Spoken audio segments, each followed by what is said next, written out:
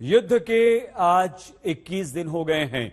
Ukraine के राष्ट्रपति Zelensky अलग अलग देशों की संसद में संबोधन दे रहे हैं। उनकी छवि को तालियों के बूस्टर पर बूस्टर लग रहे हैं। पश्चिमी देश ज़ेलेंस्की को इतिहास में महत्वपूर्ण मकाम हासिल करने वाला व्यक्ति बता रहे हैं, लेकिन तालियों की गड़गड़ाहट के बीच यूक्रेन पूरी तरह से उजड़ चुका है। तालियां किसे अच्छी नहीं लगती। इस संकट काल में ज़ेलेंस्की को भी तालियां कुछ देर के लिए तो अच्छी लगती होंगी, लेकिन कड़वा सच यही है कि तालियों और सूखी बधाइयों से किसी राष्ट्र की कभी रक्षा नहीं हो सकती। ज़ेलेंस्की को सामरिक मदद चाहिए, लेकिन मिले तो सिर्फ गिनती के उन्हें हथियार, थोड़ा सा पैसा और भारी मात्रा में तालियां, जिनका कोई मतलब नहीं है।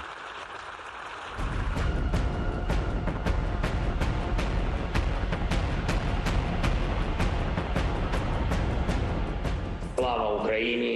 Дякую Канаді!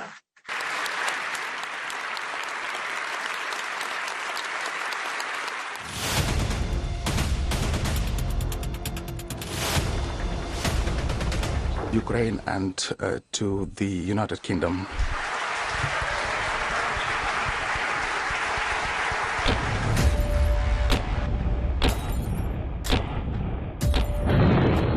Слава Україні!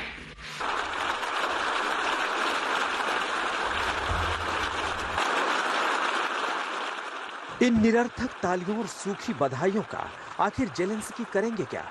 रूस से बचाने के लिए नाटो देशों ने यूक्रेन को पहले मदद का दिलासा दिया और बाद में खड़े होकर ये तालियां। इस बात को नजरअंदाज नहीं किया जा सकता कि तालियों से ऊर्जा तो बहुत मिलती है, लेकिन मदद मिले इस बात की कोई गारंटी नहीं। Слава Україні! Дякую Канаді! आज कनाडा की संसद में ज़ेलेंस्की ने यूक्रेन के लिए मदद मांगी, जिसके बदले में कनाडा की संसद में नेताओं ने खड़े होकर ज़ेलेंस्की के लिए तालियां बजा दी। ज़ेलेंस्की ने कनाडा के प्रधानमंत्री जस्टिन ट्रूडो और वहां के सांसदों से ये मदद मांगी कि यूक्रेन के ऊपर नो फ्लाई जोन बनाने में कनाडा यूक्रेन की मदद करे। Ми хочемо жити і прагнемо миру. Я вдячний вам за підтримку, кожному з присутніх в цій залі, парламенту, кожному громадянину Канади. Я вдячний тобі, Джастін.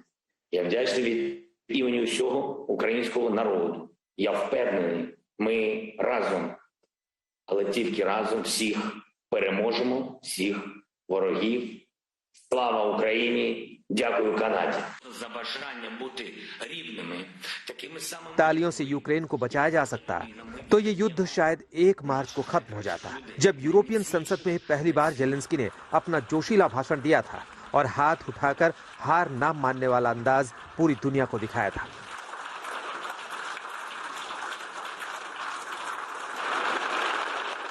यूरोपियन नेताओं ने भी तालियों की गूंज से ज़ेलेंस्की का जोश बढ़ा दिया, लेकिन यूक्रेन की बर्बादी को रोक नहीं पाए।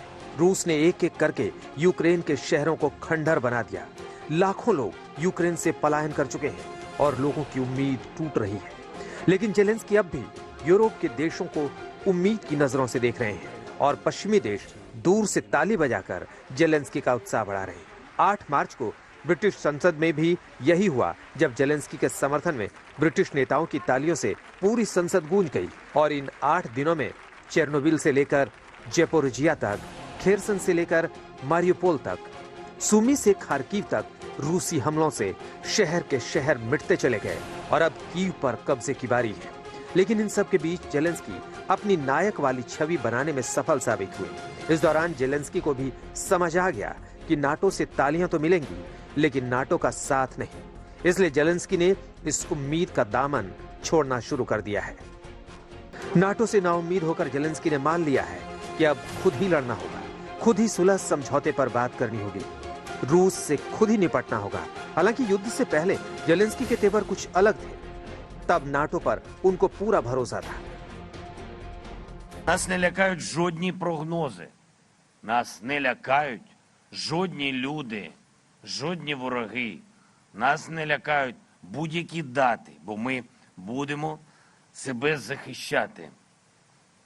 І 16 лютого, і 17, і березень, і квітень, і вересень, і грудень, і день, і місяць неважливо.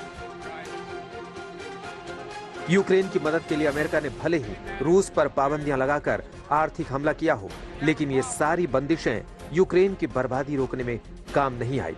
यूक्रेन युद्ध को आज पूरे 21 दिन हो चुके हैं। तबाही जारी है, लेकिन यूक्रेन को सिर्फ आर्थिक और थोड़ी बहुत हथियारों से जुड़ी मदद मिली है, और ये मदद यूक्रेन में तबाही रोकने के लिए बहुत मामूली साबित हुई है। हालांकि नाटो देशों की तरफ से तालियों की सप्लाई में कोई कमी नहीं है, तालियों का स्टॉक भरपूर है।